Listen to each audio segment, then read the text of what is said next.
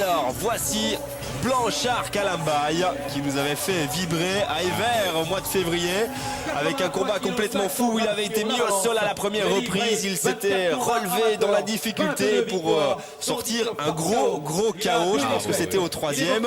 Terrible droite. Un KO qui est resté dans les mémoires, hein, Patrick. C'était vraiment une très belle droite. Et il avait évidemment sauvé le combat de cette manière. Blanchard Kalambay. Là aussi, hein, c'est une famille de boxe, hein, les Kalambay. Ah oui, il y a eu quelques bons boxeurs. Hein. Kalambay. On a eu Ferdinand Kalambay ici qui boxait à Villevoorde.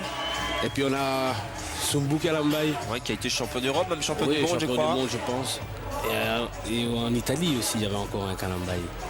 Non, c'est un nom bien porté. Un nom porteur en boxe. Oui. Et il espère évidemment faire aussi bien. Blanchard Kalambay opposé aujourd'hui au Slovaque Lubo Antak. Slovaque que l'on avait eu face à Dries Kumpen il y a quelques semaines où il avait tenu la distance sur les 6 reprises. C'est un beau gabarit, hein. Blanchard Kalambay. Son objectif c'est de descendre jusqu'au poids mi-lourd. Là il en est plus très loin, hein. Il est un petit peu au-dessus des 80 kg encore.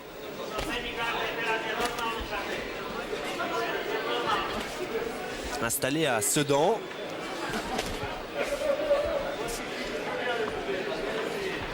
Mais son surnom indique quand même qu'il vit souvent à Bruxelles. Hein. C'est le prince du Matongué. Ah oui.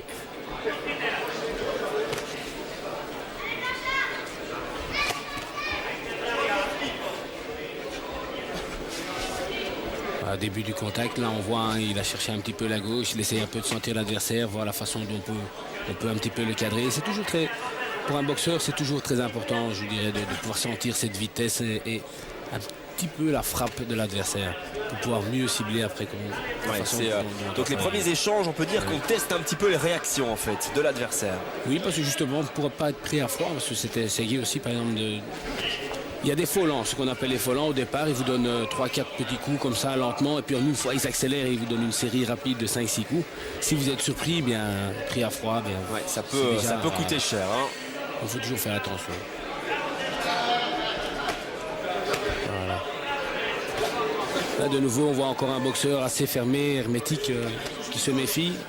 Donc là, le travail pour Kalambay, ça serait de venir le chercher vraiment derrière les coudes, voilà, bien en uppercut, lui faire mal.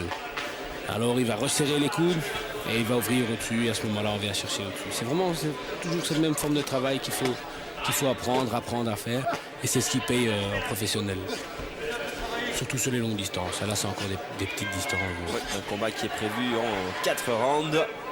Donc il faut partir quand même relativement vite, il faut marquer des points d'entrée. On n'a pas le temps de s'observer vraiment. Il faut évidemment trouver les bonnes sensations, mais aussi travailler et marquer des points directement. Et là, on demande un petit peu plus de combativité du côté du Slovaque Antak, qui pour le moment se protège, mais n'a pas encore vraiment tenté sa chance.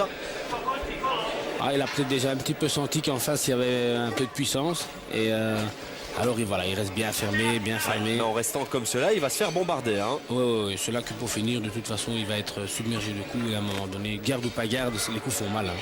On peut quand même voir la circonférence des biceps de Sumbu Kalambay. Ça veut rien dire en boxe, mais quand même, on a la sensation qu'il y a de la puissance. Ah non, physiquement, on peut dire qu'il est bien taillé. Il en est à son 6e combat pro, Kalambay. On peut dire qu'il est encore en plein apprentissage chez les professionnels. Mais on sent quand même des qualités naturelles, de la souplesse et de la physique aussi, du physique aussi. On le voit, hein, il essaie de se positionner. Je pense qu'il doit avoir un petit peu difficile encore à trouver ses marques parce que comme il est quand même relativement frappeur, il a envie de tout donner et de l'autre côté il doit en même temps tout apprendre. Donc il est à l'entre-deux de tout et c'est toujours difficile quand on apprend.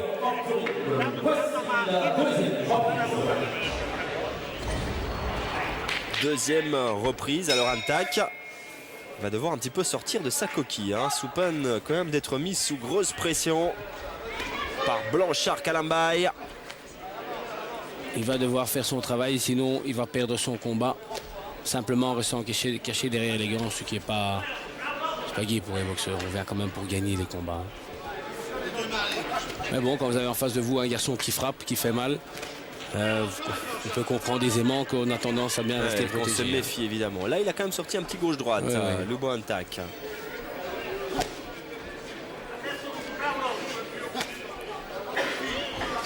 Le beau travail du jab. Hein. Bon jab de la part de Blanchard. Voilà, il prépare.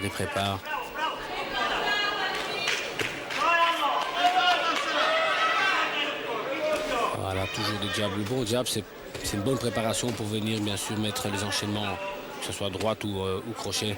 C'est le jab qui prépare tout. On peut quand même dire qu'il a des beaux mouvements hein, sur un ring. Blanchard Kalambaye.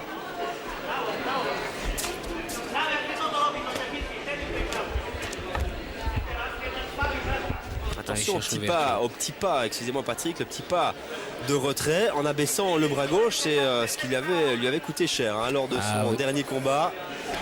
Il avait été surpris.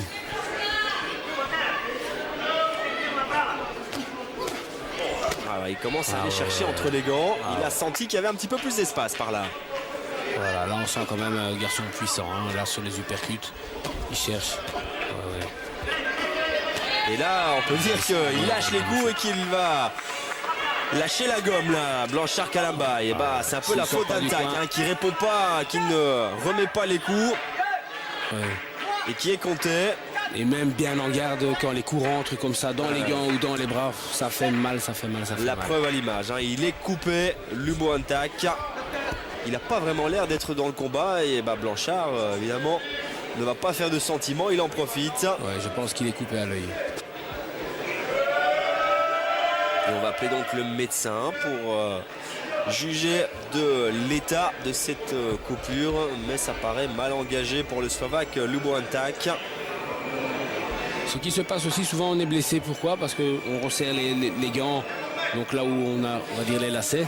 Exactement. Et quand les coups rentrent de plein fouet dans vos gants et que vous avez les coutures près de la figure, bien ça vous marque. Donc à la limite, c'est même pas un gant à Blanchard Kalambaye qui a fait les dégâts, mais ce sont les propres gants de Lubo Antak hein, qui viennent frotter sur les parce qu'on voit bien que peut-être bien que c'est ça percute aussi. Ça peut arriver. Oui, ça arrive ici. Et là, le combat est arrêté, le médecin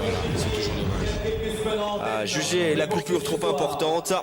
Et on peut dire que c'était un combat d'entretien pour Blanchard Kalambaye. Hein. C'est son 6e combat pro. Ça lui permet de prendre chaque fois un petit peu d'expérience et aussi d'enrichir son palmarès. Ah, c'est super en tout cas. Là, on le voit bien.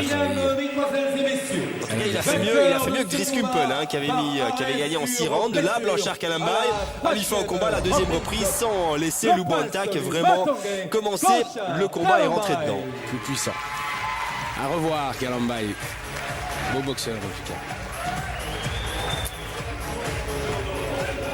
Beau boxeur Blanchard Kalambaye et qui est toujours très agréable à l'interview. Hein. On le suit dans les vestiaires. J'étais pas motivé. Moi, j'avais besoin que ça continue même au 4e round parce que le 2e round c'était pas terrible. Quoi. Et je voulais montrer un peu quelque chose, mais dommage. L'arbitre il a arrêté le combat. Tu nous as montré une belle série pour terminer le combat. Ouais, mais il y avait encore d'autres choses à montrer, mais on verra ça pour la prochaine fois. Ouais, tu nous as montré les uppercuts aujourd'hui, tu nous montreras quoi la prochaine fois? La prochaine fois, il y aura des crochets de gauche, des droites, machin, tout là. Ok, on te retrouve la prochaine fois, merci. Merci beaucoup.